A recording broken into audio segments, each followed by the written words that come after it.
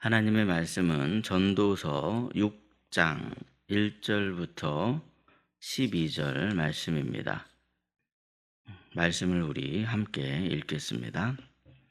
내가 해 아래에서 한 가지 불행한 일이 있는 것을 보았나니 이는 사람의 마음을 무겁게 하는 것이라.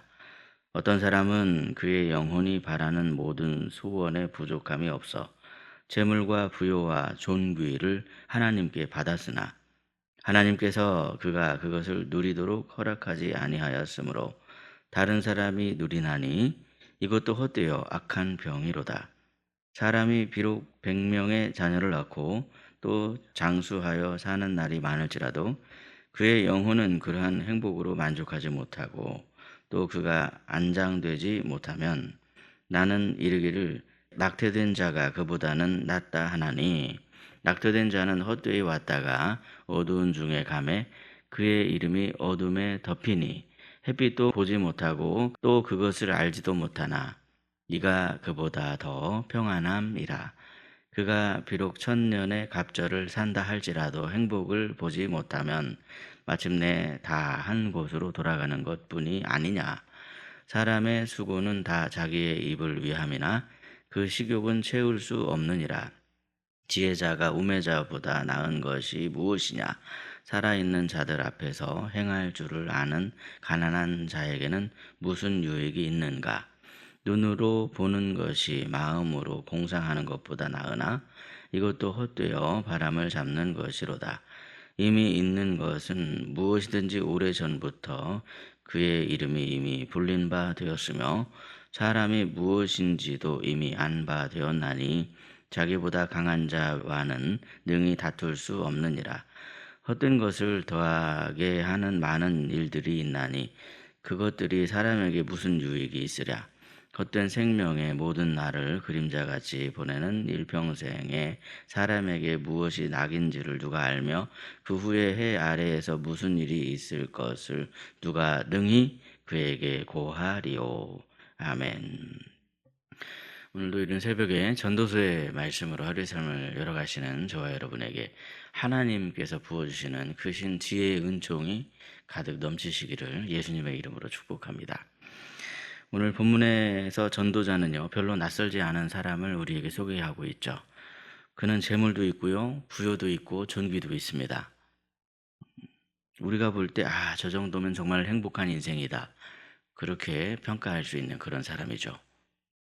그런데 전도자는 그의 인생을 향해서 충격적인 평가를 내리고 있습니다. 헛되다, 악한 병이다, 차라리 낙태된 자가 낫다, 그런 평가를 내리고 있죠. 과연 왜 그렇습니까, 여러분? 겉으로는 다 가졌는데 정작 누리지 못하는 인생이기 때문에 그렇습니다. 오늘 말씀은 우리에게 묻습니다. 너는 무엇을 붙들고 살아가고 있는가? 첫째로 여러분, 이 재물과 부요와 존귀는 영혼이 만족함을 얻을 수 없다 하는 것을 알아야 합니다. 본문 2절 말씀인데요. 우리 2절 말씀 다시 한번 읽도록 하겠습니다. 시작. 어떤 사람은 그의 영혼이 바라는 모든 소원에 부족함이 없어 재물과 부요와 존귀를 하나님께 받았으나 하나님께서 그가 그것을 누리도록 허락하지 아니하였으므로 다른 사람이 누리나니 이것도 헛되어 악한 병이로다. 아멘. 지금 여기서 중요한 표현이 있습니다. 하나님께서 그가 그것을 누리도록 허락하지 아니하셨다 하는 그런 표현이죠. 많이 가진 것과 누리는 것, 그것은 서로 다른 별개의 문제이더라는 겁니다. 사람들은 자꾸 착각하죠. 더 가지면 행복하겠지, 그런 생각을 하기가 참 쉽습니다. 그런데 성경은 분명하게 말합니다. 많이 가지더라도 제대로 누릴 수가 없더라는 겁니다. 왜 그렇습니까? 사람은 60만 가지고 있는 그런 존재가 아니기 때문에 그렇습니다. 하나님께서 사람을 창조하실 때 생기를 코에 불어넣으심으로 영혼이 있는 그런 존재가 되게 하셨습니다. 그래서 우리의 문제는 단순히 어떤 그 환경의 문제가 아니라 영혼의 상태의 문제다라고 그렇게 성경은 우리에게 말씀하죠. 영혼이 메마르면 아무리 좋은 것을 가져도 기쁨이 없습니다. 반대로 영혼이 하나님으로 충만하면 작은 것 속에서도 깊은 감사와 만족이 흘러나오게 되더라는 것이죠. 사랑하는 여러분, 영혼은 단지 물질만으로 그렇게 만족함을 채울 수 있는 게 아닙니다. 명성으로도 해결될 수 없습니다. 성공으로도 이것이 만족함을 누릴 수가 없죠. 이 영혼은 오직 무엇으로 채울 수 있는가? 오직 하나님으로만 채울 수 있습니다. 그래서 우리가 먼저 붙들어야 할 것은 재물이 아니라, 명성이 아니라, 다른 성공이 아니라 하나님입니다. 먼저 우리의 영혼이 하나님으로 충만할 때, 그때 비로소 하나님께서 우리에게 주신 것들을 우리가 누릴 수가 있습니다. 그러므로 오늘 이 새벽에 주님께 간구하실 때 우리의 형편을 바꿔달라 하는 그런 기도보다도 먼저 우리의 영혼을 주님으로 채워주소서, 그렇게 기도하심으로 말미암아 범사에 감사와 감격이 넘치시는 저와 여러분이 되시기를 예수님의 이름으로 축복합니다. 둘째로, 만족하지 못하는 인생은 결국 수고 속에서도 공허함을 벗어날 수가 없습니다. 본문 7절 말씀인데요. 우리 7절 말씀 함께 읽겠습니다. 사람의 수고는 다 자기의 입을 위함이나 그 식욕은 채울 수 없느니라. 아멘. 이 말씀은 정말 현실적인 말씀이죠. 우리는 끊임없이 일합니다. 먹고 살기 위해서, 더 나은 삶을 위해서, 더 안정된 미래를 위해서 계속해서 일하죠. 그런데 전도자는 이렇게 말합니다. 그 식욕은 채울 수가 없다. 무슨 말입니까, 여러분? 사람은 자기의 입을 만족시킬 수가 없습니다. 와, 지금까지 내가 먹어본 것 중에서 이게 가장 맛있는 음식이로구나. 그렇게 감탄했다고 해서 그때부터 뭐 아무것도 안 먹어도 됩니까? 그러지 않다는 거예요. 우리는 살아있는 동안 계속해서 부족함을 채워가야 합니다. 우리 본문 9절 말씀도 함께 읽도록 하겠습니다. 9절 말씀 시작. 눈으로 보는 것이 마음으로 공상하는 것보다 나으나 이것도 헛되어 바람을 잡는 것이로다. 아멘. 여러분, 이 말씀이 무슨 뜻일까요? 어떤 의미가 내포되어 있습니까? 사람들이 무엇인가를 소유해도 만족하지 못하는 그 이유가 뭡니까? 이미 가진 것보다도 아직 가지지 못한 것을 더 크게 바라보는 것이 바로 인간의 본성이기 때문에 그렇죠. 내가 지금 가지고 있는 것을 만족해야 되는데 가지고 있는 것보다 가지지 못한 걸 더 막 바라는 그런 본성이 인간에게 있습니다.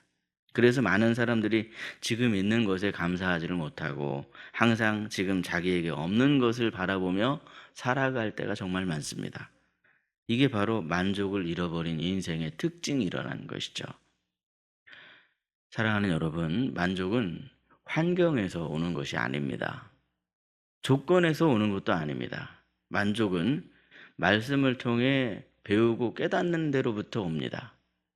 사도 바울은 나는 어떤 형편에서든지 자족하기를 배웠다, 그렇게 고백을 합니다. 만족은 저절로 생기는 감정이 아니라 하나님 안에서 배우는 영적인 훈련이더라는 것이죠. 하나님 없이 사는 인생, 끝없이 수고하며 달려갈지라도 결코 이 제대로 된 목적지에 도달할 수는 없습니다. 계속 채우려고 노력을 하는데 결코 이것이 채워지지 않는 구조이죠. 그래서 남들보다 좀 더 가지면 나아질 것 같지만 사실은 어떻습니까? 가지면 가질수록 더 공허해질 뿐입니다. 그러므로 여러분, 우리는 먼저 방향을 바르게 잡아야 됩니다. 방향이 중요합니다. 더 많이 가지는 삶이 아니라 이미 주신 것 안에서 하나님께서 주신 것들을 누리는 삶, 그것으로 우리의 삶의 방향을 전환해야 되죠. 그러므로 우리가 하나님 좀 더 주세요, 좀 더 주세요 이렇게 구하기보다 이미 주신 것들을 제가 제대로 누리게 하옵소서, 그렇게 방향을 하나님께로 딱 잡고 그렇게 구하시는 은혜로운 성도가 되시기를 예수님의 이름으로 축복합니다. 셋째로, 우리는요, 하나님과 사람을 분별할 줄 알아야 됩니다. 이게 신앙생활의 유익이죠.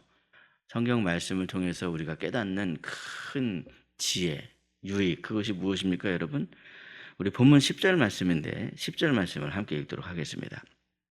이미 있는 것은 무엇이든지 오래전부터 그의 이름이 이미 불린 바 되었으며 사람이 무엇인지도 이미 안 바 되었나니 자기보다 강한 자와는 능히 다툴 수 없느니라.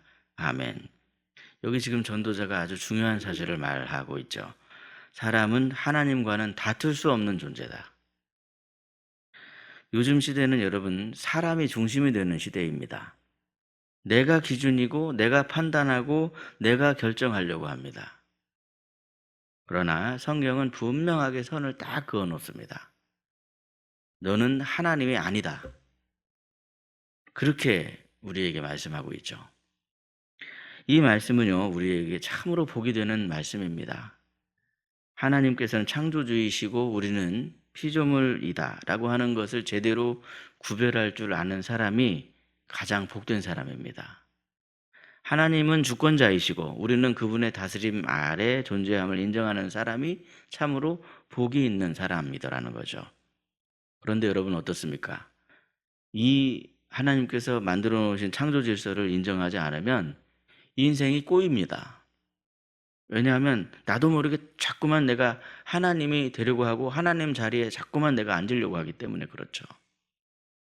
그 자리는 우리의 자리가 아닙니다. 사랑하는 여러분, 인생의 출발은 결코 복잡한 게 아닙니다. 하나님을 하나님으로 인정하는 것, 그것이 바로 올바른 신앙생활의 첫 단추이더라는 거죠. 해 아래 인생은 마치 그림자와 같고 안개와 같다 그럽니다. 잠깐 있다가 사라집니다.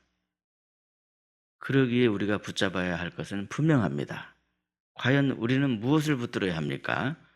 그것은 해 아래에 있는 재물이나 성공이나 명예가 아닙니다. 그것은 잠깐 있다가 사라지는 것들입니다.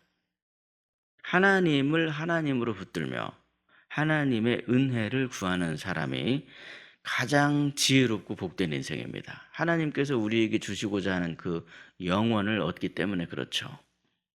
그러므로 오늘도 하나님께 간구하시되 다른 게 아닌 무엇보다 하나님 한 분만을 붙드심으로 말미암아 하나님께서 주신 은혜로 우리 영혼 가운데 참된 만족과 기쁨으로 채움을 받으셔서 우리 하나님 아버지께 영광을 돌리는 그러한 삶을 이 땅에서도 살아가시는 저와 여러분이 되시기를 예수님의 이름으로 축복합니다. 기도하겠습니다. 하나님 아버지, 오늘도 말씀을 통해 우리 자신을 스스로 돌아볼 수 있게 해주시고 잠든 영혼을 깨워주사 이 무뎌진 마음을 다시 주님께로 향할 수 있게 하여 주시니 참으로 감사합니다. 사랑의 주님, 우리의 인생의 방향이 단지 이 땅에 있는 잠깐 있다 사라질 그런 것들에만 머물지 않게 해주시길 원합니다. 소유에 머물지 않고 존재에 우리의 시선이 있게 해 주시옵소서. 오직 하나님만이 우리를 참된 만족이 있는 그런 존재로 이끌어 주실 줄 믿습니다. 우리가 기도 드릴 때도 우리의 형편을 바꿔달라 구하기 전에 우리의 영혼이 먼저 주님으로 채워지기를 구하게 하셔서 이 메마른 심령에 생수를 부어주시고 공한 이 마음에 하나님의 임재로 충만케 해 주시옵소서. 우리의 눈을 밝혀주시는 하나님 아버지, 우리가 이미 받은 그 은혜를 우리가 볼 수 있기를 원합니다. 이미 주신 것에 감사하지 못한 채 늘 없는 것만 바라보며 살아왔던 그런 모습이 있다면 주님 불쌍히 여겨주셔서 우리의 눈을 뜨게 해 주시옵소서. 그리하여 이제는 더 주십시오가 아니라 주신 것을 누리게 하옵소서. 그렇게 고백하는 믿음을 허락하여 주시옵소서. 끝도 없이 달려가면서도 채워지지 않는 그러한 인생이 아니고 주님 안에 참된 만족을 배우는 그러한 인생 되길 원합니다. 주께서 사랑하시는 희락의 자녀들마다 어떠한 형편 속에서도 자족하기를 배우며 환경이 아니라 하나님으로 기뻐하는 삶을 살아가게 하여 주시옵소서. 오늘도 하나님을 주인으로 모시는 우리 희락의 가정마다 주님의 평강이 임하게 해 주시기를 원합니다. 덧없이 빠르게 흐르는 인생 속에서도 시간의 주인 되시는 하나님을 붙들게 하시고 하나님과 날마다 동행함으로 영원 무궁하도록 우리 하나님과 동행하는 복된 자녀가 되게 해 주시옵소서. 오늘 하루도 하나님을 붙들고 시작할 수 있게 해주시고 하나님의 은혜 안에 살아가게 하시며 참된 만족과 기쁨으로 충만하게 하셔서 우리의 삶을 통하여서 우리 하나님 아버지께 영광을 돌리는 복된 자녀가 되게 해 주시옵소서.